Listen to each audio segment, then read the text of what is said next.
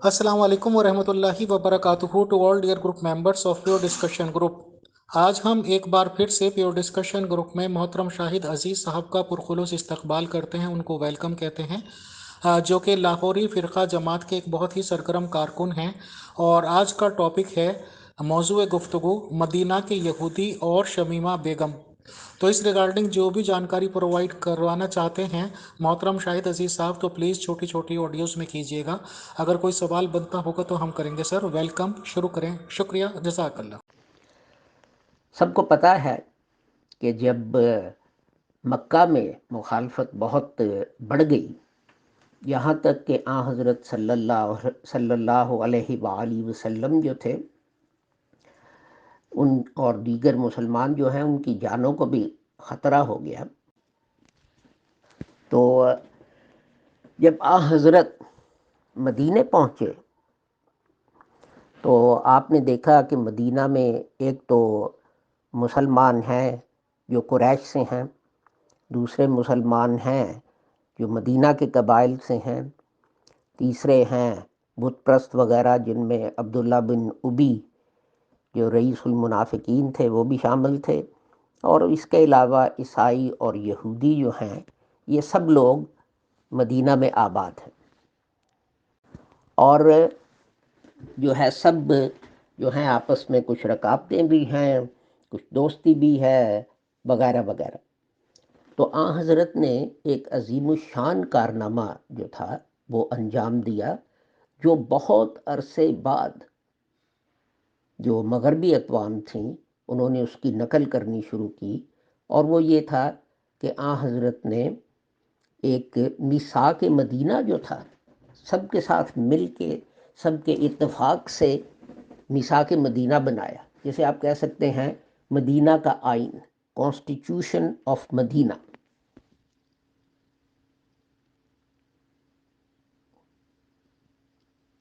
जी मोहतरम शाहिद अजीज़ साहब, आपने 3 ऑडियोज़ की थी, वो पर्सनल पे कर दी थी आपने बाय मिस्टेक, तो मैंने यहाँ पे वो पोस्ट कर दी है, तो आप उन्हें सुन भी लीजिए लास्ट को, और वहाँ से आप कंटिन्यूड यहीं पे कर दीजिए। बहुत शुक्रिया सर। तो उम्मीद है अब ये अपना प्योर डिस्कशन ग्रुप जो है मैं उसी में हूँगा। तो बहरहाल मैं अर्ज़ ये कर रहा था कि हज़रत जो थे जब मदीना में मक्का में बहुत ज़्यादा मुखालफत हो गई तो आप मदीना, तो आइए मिसाक मदीना की तरफ चलते हैं। वो शुरू इस तरह होता है कि ये मुआहदा है मोहम्मद जो कि हैं नबी और रसूल खुदा के, और मुसलमानों जो कुरैश से आए हैं, और मदीना के तमाम बासियों के दरमियान। ज़रा गौर करें तो देखें हज़रत ने दुनिया की तारीख में सबसे पहले नेशन स्टेट का तस्वर जो था वो कायम किया। इसी पे जिस पे मुसलमान आजकल जो है इतने पत्थर फेंकते हैं और गाली देते हैं और कहते हैं कि नेशन स्टेट जो है ये गैर इस्लामी चीज़ है। ये एक्चुअली हज़रत ने मिसाक मदीना में एक नेशन स्टेट कायम की थी। अंग्रेज़ी जो तर्जुमा है उसमें हज़रत फरमाते हैं जो मदीना के रहने वाले हैं उनके मुतल्लिक, दे शैल कॉन्स्टिट्यूट, यानी सारी दुनिया के जो बासी हैं उनसे अलग और मुनफरद जो उम्मत है वो मदीना के तमाम बासी हैं। अब मैं दोबारा दोहराता हूँ, मदीना उस वक़्त कौन रहते थे? जो मक्का से मुसलमान आए थे, जो मदीना से मुसलमान जो थे, और बहुत 100 साल बाद यही तसव्वुर मगरबी अक़वाम जो हैं उन्होंने अडॉप्ट किया कि जनाब एक खित्ते में जो लोग रहते हैं, एक मुल्क में जो लोग रहते हैं, उन सब को बराबर के हकूक़ हासिल होने चाहिए। उनका कोई भी नस्ल हो, उनका कोई भी रंग हो, the protection of Allah is one. The least of them, that is the believers, is entitled to grant protection that is binding for all of them. The believers are each other's allies to the exclusion of other people. آگے number 16 and those who will obey us among the Jews will have help and equality, neither shall they.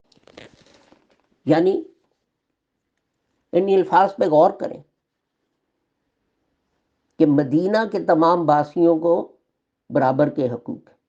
اگر ایک کسی کو پناہ دے دیتا ہے تو اس کا مطلب ہے اس کو سب کی پناہ حاصل ہے.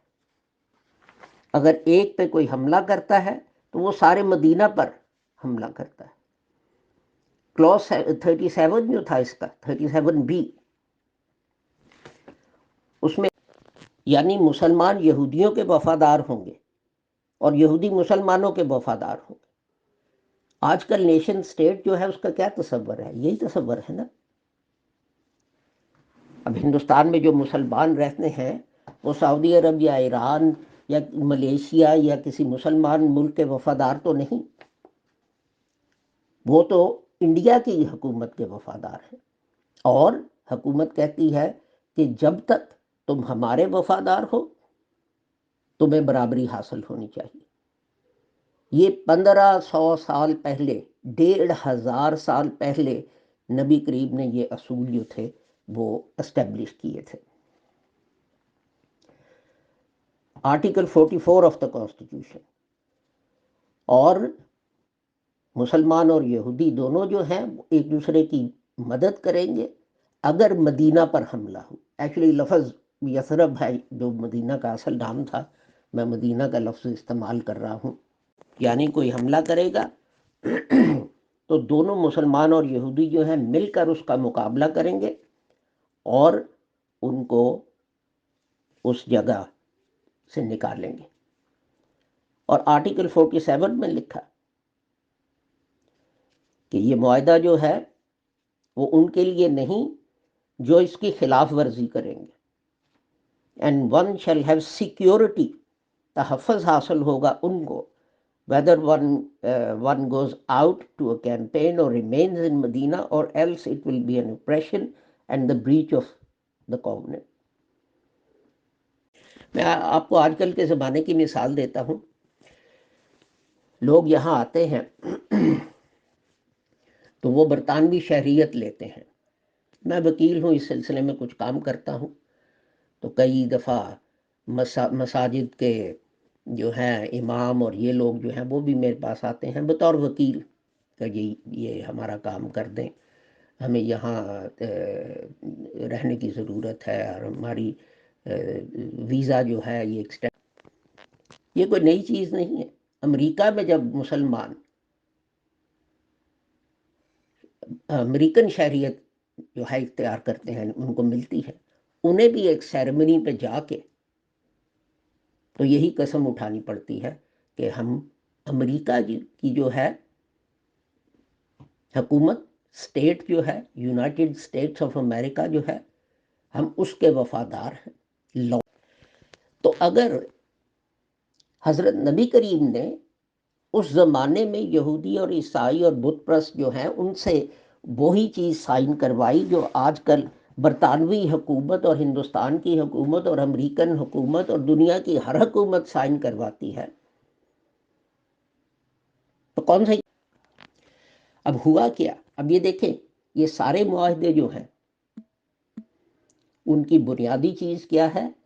وہ یہ ہے کہ جو لوگ اپنا یہ حقوق استعمال کرنا چاہتے ہیں، میں نے آپ کو پڑھ کے سنایا ہے، انہیں جو ہے وفادار شہری، لوئل سٹیزنز ہونا پڑے گا اس اسٹیٹ کا، اس امت کا. امت کی ڈیفینیشن حضرت نبی کریم نے کیا کی؟ مدینہ کا ہر رہنے والا. اب ہوا یہ کہ مدینہ کی کئی، ہمیں انہیں قبائل کہتے ہیں لیکن ایکچولی وہ برادریاں تھیں، جن میں ایک جو تھے بنو قنیقہ تھے، میرا خیال ان کا نام تھا. تو وہ جو انہوں نے سائن تو کر دیا، لیکن ہوا یہ کہ اپنا وہ مسلمان جو ہیں وہ انہیں تنگ کرتے تھے، گلیوں میں گزرے ان پہ آوازیں، اور اس لڑائی کا نتیجہ یہ ہوا کہ یہ یہودی قبیلہ یا برادری، اسے جو بھی کہہ لیں آپ، انہوں نے اپنے قلعے میں گھس کے تو اندر سے دروازے بند کر لیے. تو حضرت صلی اللہ علیہ وآلہ وسلم جو تھے تو انہوں نے اس کا محاصرہ کر لیا کہ جناب آپ نے معاہدے کی خلاف ورزی کی ہے، آپ نے آئین کی، کانسٹیٹیوشن آف مدینہ کی آپ نے خلاف ورزی کی ہے. تو اب آپ بتائیں کہ اگر میں اس کی طرف بعد میں بھی آؤں گا، لیکن اگر آپ بتائیں کہ آپ کہتے ہیں جی مجھے برطانوی شہریت دے دو، میں چوری نہیں کروں گا، میں کسی کو اغوا نہیں کروں گا، میں کسی کو قتل نہیں کروں گا، تو آپ یہ باتیں کریں تو برطانوی سرکار کیا کرتی ہے؟ ملکہ آپ کو گودی میں بٹھا کے چائے پلاتی ہے، یا پولیس آپ کو پکڑ کے لے جاتی ہے اور آپ کو ملک بدر کر دیتے ہیں یا جیل بھیج دیتے ہیں. تو یہی اس قبیلے کے ساتھ ہوا. آخر میں انہوں نے حضرت سے کہا کہ جناب ہم کے لیے، تو اس کے بعد یہ ہوا کہ جنہوں نے وعدہ خلافی نہیں بھی کی تھی یہودیوں کی برادریز اور فیملیز نے، ان کے دل میں مسلمانوں کے خلاف کدورت جو تھی وہ بہت بڑھ گئی. اور ایک دوسری برادری تھی بنو نذیر، تو انہوں نے کیا کیا کہ باوجود کہ انہوں نے تو ان چیزوں کا نتیجہ یہ تھا کہ ایک تو مدینے کا جو تھا نظام وہ گڑبڑ ہوتا تھا، وہاں بدامنی پھیلتی تھی، اور دوسرا یہ کہ حضرت کو پتا تھا کہ قریش جو ہیں وہ مدینے پر حملے کی تیاری کر رہے ہیں، اور جب بدر کے موقع پر انہوں نے حملہ کیا مدینے پر تو بنو نذیر جو تھے وہ انہیں اپنا انفارمیشن دیتے تھے، معلومات پہنچاتے تھے مسلمان کتنے ہیں. تو اس پر جنگ احد کے بعد جو ہے حضرت جو ہیں انہوں نے فیصلہ کیا کہ اپنا یہ بہت مشکل ہو گیا ان لوگوں کو اپنا یہاں. اب آپ بتائیں کہ برطانیہ میں جو ہے ٹریزن کا قانون، اس کی سزا تو موت ہے. امریکہ میں ٹریزن کا قانون جو ہے اس کی سزا موت ہے. انڈیا میں ٹریزن کا قانون جو ہے اس کی سزا موت ہے. تو حضرت صلی اللہ علیہ وآلہ وسلم پر الزام کیوں کہ اگر انہوں نے زندہ سلامت جو ہیں اس قبیلے کو، اس برادری کو اپنا باہر بھیج دیا مدینے سے کہ ہمیں آپ پر اعتبار نہیں، ہماری سیکیورٹی مخدوش ہے. سیکیورٹی کے نام پر تو حکومتیں کیا کیا کرتی ہیں. سیکیورٹی کے نام پر تو امریکن جو ہے بے گناہ لوگوں کو اٹھا کے لے گئے، ان کو گوانٹانامو بے میں رکھا. صاف کہتے ہیں ہمارے پاس اتنے شواہد نہیں کہ ان پہ مقدمہ چلائیں، لیکن یہ ہے ٹیررسٹ. اگر آپ کے پاس شواہد نہیں ہے کہ ان پہ مقدمہ چلائیں تو پھر وہ ٹیررسٹ کیسے ہیں؟ آپ نے خود ہی بنا لیے نا آپ کے لیے. اور اس کے بعد ایک واقعہ ہوا بنو قریظہ کا جس پہ سب سے زیادہ اعتراض کیا جاتا ہے. اس پہ یہ تھا کہ انہوں نے بھی یہی کیا کہ ایک موقع پہ اپنا جنگ احزاب میں لگا کہ مسلمانوں کو شکست ہو جائے گی، اس لیے کہ سارا جو تھا عرب وہ اٹھایا تھا، اب مسلمان ان کا مقابلہ نہیں کر سکتے تھے. تو بنو قریظہ نے یہ سوچا کہ ہم ان آیات میں خدا تعالیٰ نے جو مدینہ کے رہنے والے یہودی تھے تو ان کی جو ہے جو وہ کرتے تھے وہ بیان کیے ہیں. اب بات یہ ہے، اب سوال یہ ہے کہ بنو قریظہ اگر قریش کے ساتھ ساز باز نہیں کرتے رہے تھے، مسلمانوں کے دشمنوں کے ساتھ ساز باز نہیں کرتے رہے تھے، تو انہوں نے مدینے میں جا کے حضرت کے گلے کیوں نہ ملے کہ جناب دیکھیں مدینہ میں سارے رہنے والے ایک امت ہیں اور آج اس امت کو فتح ہو گئی دشمنوں کے خلاف. کیا وجہ تھی کہ وہ بھاگ کے گئے اور اپنے قلعے میں گھس کے تو دروازہ بند کر لیا؟ کیا اس سے ثابت نہیں ہوتا کہ اپنا وہ دشمنوں سے ساز باز کر رہے تھے اور انہیں ڈر تھا کہ مسلمان جو ہیں ہم تو سمجھتے تھے انہیں شکست ہو جائے گی لیکن انہیں تو فتح ہو گئی، اور اب یہ حساب لیں گے ہم سے جنہوں نے وعدہ کر کے کہ اگر مدینے پر حملہ ہوا تو مدینہ کے تمام باسی ایک امت ہیں جو مل کے مقابلہ کریں گے دشمنوں کا، اس کی جگہ برطانوی سرکار جو ہے وہ کیا کرتی، امریکن سرکار جو ہے وہ کیا کرتی ہے، ایک امریکن سٹیزن جو ہے وہ چائنا کو انفارمیشن پرووائڈ کرتا ہے، تو بائیڈن صاحب کیا کرتے ہیں، وائٹ ہاؤس جو آپ کریں وہ ٹھیک، حضرت صلی اللہ علیہ وآلہ وسلم مسلمانوں کی حفاظت کے لیے وہی کام کرے تو وہ جو ہے وہ غلط۔ آپ نے کس خوشی میں 20 لاکھ بے گناہ عراقی جو ہے بم مار کر جو ہے وہ جان سے مار دیے تھے؟ کیا انہوں نے کیا کیا تھا؟ ان لوگوں نے تو دشمنوں کے ساتھ ساز باز کی تھی۔ تو 20 لاکھ عراقیوں نے کیا کیا تھا؟ جو افغانی آپ نے مار دیے بلا وجہ ڈرون اٹیک سے، جو 40,000 پاکستانی عورتیں اور بچے آپ نے قتل کر دیے ڈرونز کے ساتھ، انہوں نے آپ کے کون سے دشمن کے ساتھ ساز باز کی تھی؟ ذرا بتائیں نا۔ اس وقت منہ بنا کے کہتے ہیں او دیٹ واز کولیٹرل ڈیمیج، تو یہی جواب ہمارا ہے، یہ بھی کولیٹرل ڈیمیج تھا۔ آپ کا 20 لاکھ بندہ مارنا صرف کولیٹرل ڈیمیج ہو گیا، اور اس پہ کوئی کسی پہ نہ ٹونی بلیئر پہ مقدمہ چلا کہ یہ وار کرمنل ہے، نہ جارج بش پہ مقدمہ چلا کہ وار کرمنل ہے، نہ کولن پاؤل پہ مقدمہ چلا کہ وار کرمنل ہے۔ کیوں نہ چلا؟ یہ بھی کولیٹرل ڈیمیج تھا، اس کو بھی کولیٹرل ڈیمیج میں ڈال دیں۔ یہ کیوں نہیں کولیٹرل ڈیمیج؟ کوئی جواب تو دینا۔ تو بہرحال ہوا یہ کہ حضرت نے کہا کہ آپ سے کیا کیا جائے، تو اس موقع پر بنو قریظہ نے ایک غلطی کی۔ انہوں نے اپنے قبیلے کا ایک آدمی تھا، اس کا نام شاید سعد تھا، تو کہا کہ جناب یہ صعب ابن معاذ، تو کہنے لگے کہ جناب یہ جو فیصلہ کرے گا ہمیں منظور ہے۔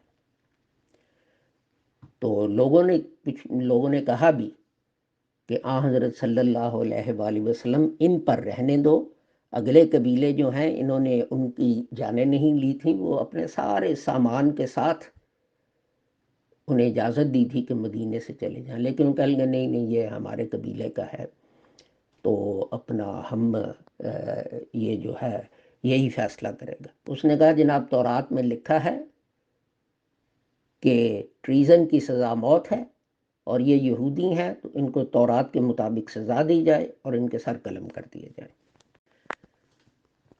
ان 500 پر اتنا شور، ان 500 پر اتنا شور، لیکن 2 ملین عراقی جو آپ نے مار دیے، عورتیں اور بچے، اور ملک پورا تباہ کر دیا، اس کی کوئی بات ہی نہیں کرتا۔ کرنل غدافی پر آپ نے قاتلانہ حملہ کروایا، اس کی کوئی بات ہی نہیں کرتا۔ ویتنام لے لیں، ویتنام میں آپ نے کیمیکل وارفیئر کیا، آپ کیمیکل پھینکتے تھے کہ وہاں کی سب نباتات جو ہیں، درخت پودے جو ہیں وہ تباہ ہو جائیں تاکہ ہمیں گوریلا نظر آئے، اور وہ اتنی خطرناک تھیں کہ جو سانس لے لیتا تھا اس کو کینسر ہو جاتا تھا۔ لیکن اگر اس کی اولاد ہو تو اولاد جو ہے وہ معذور پیدا ہوتی تھی، اور آج تک ویتنام میں معذور بچے جو ہیں وہ پیدا ہو رہے ہیں امریکہ کے اس کیمیکل وارفیئر سے۔ لیکن کسی کی زبان پر کوئی لفظ ہی نہیں آتا، کوئی پوچھتا ہی نہیں ہے۔ ہاں بنو قریظہ یاد ہے، بنو نذیر یاد ہے، یہ سب یاد نہیں۔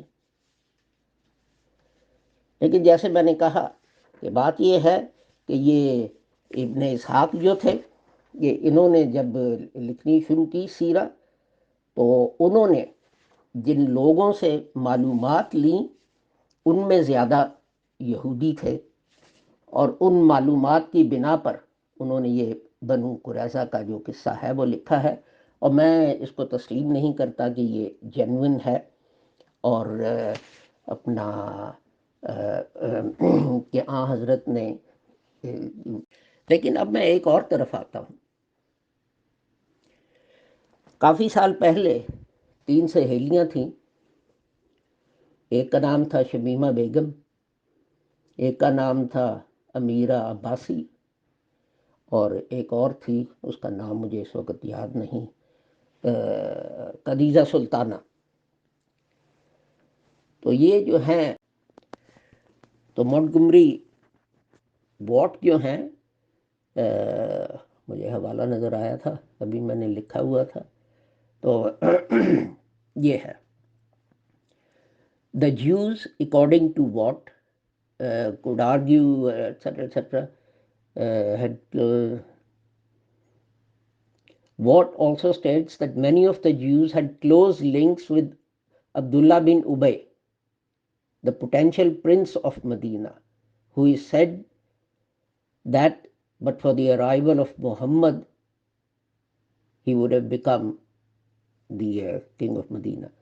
تو واٹ وہ کہتے ہیں کہ یہودی جو ہیں وہ اس کے عبداللہ بن ابی جو ہے اس کے ساتھ جو ہیں وہ تعلقات تھے، اور آگے واٹ جو ہیں، مونٹگمری واٹ، وہ لکھتے ہیں کہ اپنا انہوں نے شواہد موجود ہیں کہ یہودیوں نے مسلمانوں کے دشمن جو ہیں ان کو سپورٹ کی تھی۔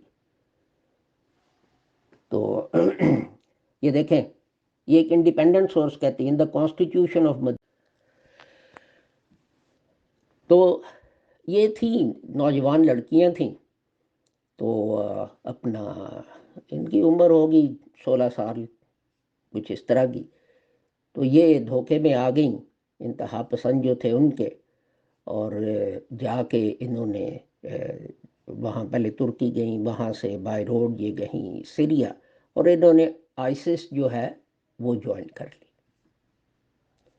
اور اس سلسلے میں کہا جاتا ہے کہ وہ جو تھے برطانوی اور امریکی جو ہیں وہ ان سے لڑیں اور ان کو جان سے بھی مارا، اور یہ اور وہ۔ اب شمیمہ بیگم جو ہے اس نے وہاں شادی بھی کی، اس کے 2 بچے ہو گئے، وہ دونوں بچے جو ہیں وہ وہاں مر گئے۔ اس نے بڑی منتیں کی،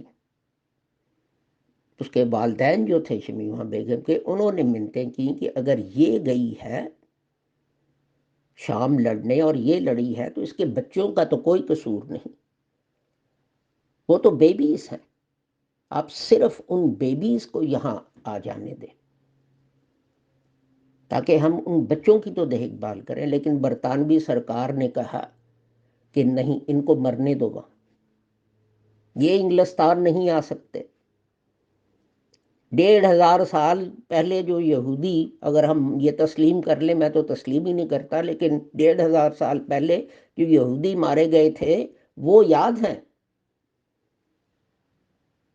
لیکن شمیمہ بیگم کے جو، بلکہ میں آپ کو ایک بات بتاؤں دلچسپ جو شاید آپ کو پتہ نہ ہو، کہ ایک ہے اپنا، اسے کہتے ہیں برٹش نیشنلٹی ایکٹ 1981،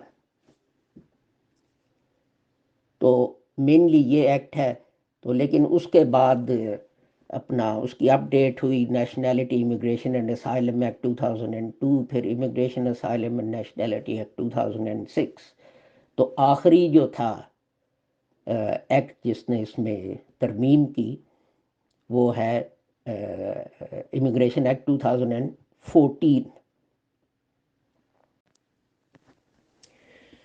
یعنی کسی کو بھی برطانوی شہریت سے محروم کیا جا سکتا ہے۔ غور سے سنیں، کسی کو بھی برطانوی شہریت سے محروم کیا جا سکتا ہے اگر یہ ثابت ہو جائے کہ انگلستان کے عوام کی بہتری اسی میں ہے، where it is conducive to the public good۔ آگے اور بھی کچھ چیزیں ہیں کہ جھوٹ بول کے لی ہے، فراڈ کر کے لی ہے، وغیرہ وغیرہ، لیکن پہلی بات سن لیں کہ جناب اگر ہمارے عوام کی بہتری اس بات میں ہے کہ ہم کسی سے اس کی برطانوی شہریت واپس لے لیں تو ہم واپس لے لیں گے. یہی برطانوی سرکار کہتی ہے انہوں نے شمیمہ بیگم کے ساتھ کیا. چلو اس نے تو کچھ کیا. وجہ کیا ہے؟ وجہ یہ ہے کہ ایک مسلمان جو ہے اس کا پسینہ تو چھوڑیں، اس کے خون کی بھی کوئی قدر اور وقت جو ہے وہ نہیں آج زمانے میں. اور جس کے ذمہ دار ہم خود ہیں. ہم نے خود اپنے آپ کو ذلیل کیا. تو آپ خود تو خدا تعالیٰ کا شکر ادا کرتے ہیں کہ اس نے ان فوجیوں کے سر پر اپنا سایہ رکھا جنہوں نے اپنا 20 لاکھ مسلمان عراق میں اور پتہ نہیں کتنے جو ہیں افغانستان میں اور پاکستان میں قتل کر دیے. تو پھر آپ کے خون جو ہے اس کی وقت کیا ہوگی؟ ذرا مجھے بتا دینا. اپنا مقابلہ حضرت معاویہ سے کرے. جب حضرت معاویہ رضی اللہ تعالیٰ اور حضرت عمر رضی اللہ تعالیٰ کے درمیان خانہ جنگی شروع ہوئی تو قیصر جو تھا اس نے حضرت معاویہ کو پیغام بھیجا کہ ہم دونوں مل جاتے ہیں، اتحادی بن جاتے ہیں، میری فوج جو ہے وہ بھی تمہارے ساتھ ہوتی ہے. دونوں مل گئے تو علی کو شکست دینا بہت آسان ہو جائے گا. اور ایک دفعہ علی کو شکست ہو گئی تو اس کے کچھ علاقے میں لے لوں گا، کچھ علاقے تم رکھنا، اور اس کا جو ہے اور کچھ جو ہے مال غنیمت وغیرہ وہ بھی. تو حضرت معاویہ نے جواب دیا کہ اگر تم نے قیصر کو جواب دیا اگر تم نے علی کی طرف آنکھ اٹھا کر دیکھا نا تو پتہ تم کیا دیکھو گے کہ معاویہ علی کی فوج کا ادنا سپاہی بن کے تمہارے خلاف لڑ رہا ہے. اس لیے تو کہنا میں یہ چاہتا تھا، میں نے اس کا مضمون کا جو ہے ٹاپک جو تھا جو دیا وہ تھا یوز آف مدینہ، مدینہ کے یہودی اور شمیمہ بیگم. تو وہ اسی لیے تھا کہ میں موازنہ کروں اور یہ حضرت صلی اللہ علیہ وآلہ وسلم اور مسلمان جو ہیں ان پہ بہت کرٹیسزم کی جاتی ہے کہ دیکھو جی آپ کے نبی کیسے تھے، اپنا اس قبیلے کو مدینے سے نکال دیا، اس قبیلے کو مدینے سے نکال دیا. ان لوگ جیسے میں نے عرض کیا گوانٹانامو بے میں مسلمان پڑے ہیں. وہ وہاں کیوں پڑے ہیں؟ جی یہ دہشت گرد ہیں. دہشت گرد ہے تو آپ ان پہ مقدمہ چلائیں. نہیں، وہ ثبوت ہمارے پاس نہیں ہے کہ یہ دہشت گرد ہے، لیکن یہ دہشت گرد ہے. اگر آپ کے پاس شواہد ہی نہیں، ثبوت ہی نہیں، ایویڈنس ہی نہیں تو وہ دہشت گرد کیسے ہو گئے؟ ذرا بتا دینا. کسی نے مخبری کی کہ وہ فلاں دہشت گرد ہے. اگر واقعی وہ لوگ ایک خطرہ تھے تو پھر آپ جو ہے مقدمہ چلنے دیتے اوپن کورٹ میں، کیوں نہ چلنے دیے؟ تو لیکن سب سے بڑی دکھ کی بات یہ ہے کہ مسلمان خود اور یہی چیز اور یہی جو ہے اس پہ سب مسلمان قسم اٹھاتے ہیں، برطانوی شہریت لیتے ہیں، مولوی نام کے ساتھ ہو یا مولانا ہو یا حافظ ہو یا جو بھی ہو. امریکن اور اتحادی فوجیں جنہوں نے عراق پر حملہ کیا، پہلی عراق کی جنگ تھی، پیسے کس نے دیے تھے؟ سعودی عرب نے. تو جب ہم ایک دوسرے کے گلے کاٹ رہے ہیں تو دوسروں کو کیا ضرورت ہے؟ لیکن بہرحال یہ میں پہلے بھی ایک لیکچر میں کہہ چکا ہوں جہاں میں میر صادق اور میر جعفر ان لوگوں کا ذکر کیا تھا کہ نظام ٹھیک ہے اسٹوپڈ ہے. سوائے جماعت احمدیہ لاہور کے کہ ہم نے خط لکھے، ہم نے لیکچر دیے کہ جناب خطبے دیے کہ جناب شمیمہ بیگم کو واپس آنے کی اجازت دیں، اس کے بچوں کو واپس آنے کی اجازت دیں، اس کے بچے تو بے قصور ہیں. ان کا کیا قصور ہے کہ ان کو تڑپ تڑپ کے مارا جا رہا ہے شام میں؟ کسی نے آواز نہیں اٹھا سوائے جماعت احمدیہ لاہور کی۔ ہم نے کہا ہاں شمیمہ بیگم نے غلط کیا، لیکن اس کو آپ واپس لائیں، اس کو اوپن کورٹ میں مقدمہ چلائیں اور اس کو سزا دیں تاکہ سب جو ہیں ان کو نصیحت جو ہے وہ حاصل ہو۔ لیکن آپ کے تو اپنے قانون میں لکھا ہے subject to certain limitations, citizenship can be deprived where it is conducive to the public good. تو کیا آ حضرت صلی اللہ علیہ وآلہ وسلم کے زمانے میں جب باہر سے دشمن جو تھے وہ حملے کر رہے تھے اور پشت میں مدینے کے اپنے باسی جو تھے وہ چھرے گھونپ رہے تھے، تو فتح کے بعد کیا یہ conducive to the public good to do so نہیں تھا؟ مدینے کے عوام کی فلاح و بہبود اور بہتری کے لیے۔ تو بھائیو، جیسے میں آپ کو بار بار کہتا ہوں، میں دیکھتا ہوں پیور ڈسکشنز اور دوسرے کئی گروپ ہیں، ان میں ایک دوسرے کو گالیاں دینے میں، گندے گندے میسیجز دینے میں آپ وقت ضائع کر رہے ہیں،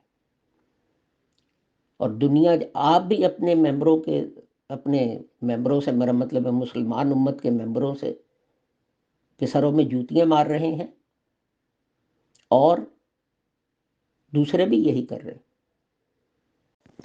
میں نے ہمیشہ سب کو دعوت دی ہے کہ آؤ مل کے حضرت صلی اللہ علیہ وآلہ وسلم جو ہیں ان کی عزت و ناموس جو ہے اس کا تحفظ کریں، جہاد کریں اسلام کی صحیح تعلیمات کے لیے، حضرت کی نبوت کو ثابت کرنے کے لیے۔ کسی نے مجھے کہا کہ جی حضرت علی درست تھے، آپ نے سب کو شیعہ ہو جانا چاہیے، آپ شیعہ ہو جائیں۔ میں نے کہا اچھا مجھے شیعہ کر لو، ٹھیک ہے میں شیعہ ہو جاتا ہوں۔ میں نے کہا مجھے یہ بتا دو کہ مسلمانوں میں جہالت کا مسئلہ حل ہو جائے گا، مسلمانوں میں بھوک کا مسئلہ حل ہو جائے گا، مسلمانوں میں بیماری کا مسئلہ حل ہو جائے گا، مسلمانوں میں بے روزگاری کا مسئلہ حل ہو جائے گا، کون سا مسئلہ؟ اسی لیے حضرت مرزا غلام احمد صاحب نے، اور اس پہ میں ختم کرتا ہوں، اس بات پہ زور دیا تھا کہ ہر کلمہ گو مسلمان ہے، اور اگر ایک کلمہ گو دوسرے کلمہ گو کو کہے کہ تو کافر ہے، تو جیسے حضرت صلی اللہ علیہ وآلہ وسلم نے فرمایا تھا اسے الگ ہو جاؤ، اس لیے کہ وہ تفرقہ باز ہے۔ ہماری بقا، ہماری ترقی، اس کا راز صرف ایک ہے، کلمے کی عظمت میں۔ حضرت قائد اعظم نے یہ اصول بھانپ لیا تھا۔ انہیں کہا گیا قادیانی کو کہو کافر، احمدیوں کو کہو کافر، انہوں نے کہا میں نے کسی کو کافر نہیں۔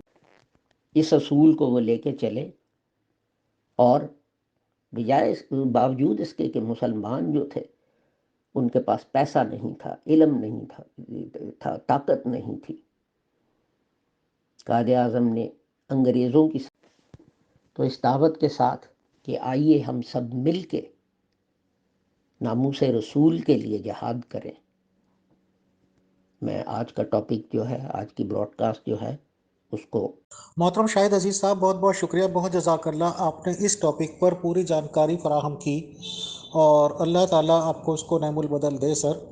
تو بالکل ہمارا بھی مقصد کسی کی توہین کرانا یا اس طرح کی فالتو باتوں میں ٹائم ویسٹ کرنا نہیں ہے۔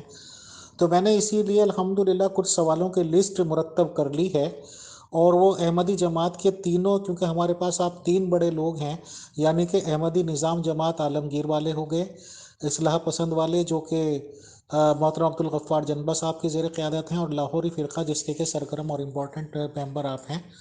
تو آپ کو پرسنل میں بھی میں نے پوسٹ بھیجی ہے، اور اس کا موضوع یہ ہے کہ آپ سبھی لوگ 1 to 1 گفتگو جب بھی آپ کے پاس اویلیبل ٹائم ہو میسج دے دیجیے گا، تو میرے خیال سے کافی کم منٹس میں ہی یہ بات چیت ہو جائے گی سر۔ پیور ڈسکشن گروپ میں بات کر لیں گے کہ آخر نکاح ٹرم کیا ہوتی ہے، نکاح طریقہ کیسا ہے، کیسے آپ لوگوں کے یہاں پڑھایا جاتا ہے، پلس نکاح شدہ عورت اور آدمی میں اور بنا نکاح کے کیا فرق ہے، نکاح کے بعد ایز اے ہسبینڈ جو بنا اس کی ذمہ داریاں کیا ہیں، لیڈی کی ذمہ داریاں کیا ہیں، جو قاضی یا وکیل تھے ان لوگوں کی کیا ذمہ داری بنتی ہے، اور الٹیمیٹلی جن لوگوں کی قیادت میں وہ فرقہ کام کرتا ہے ان کی کیا ذمہ داری بنتی ہے۔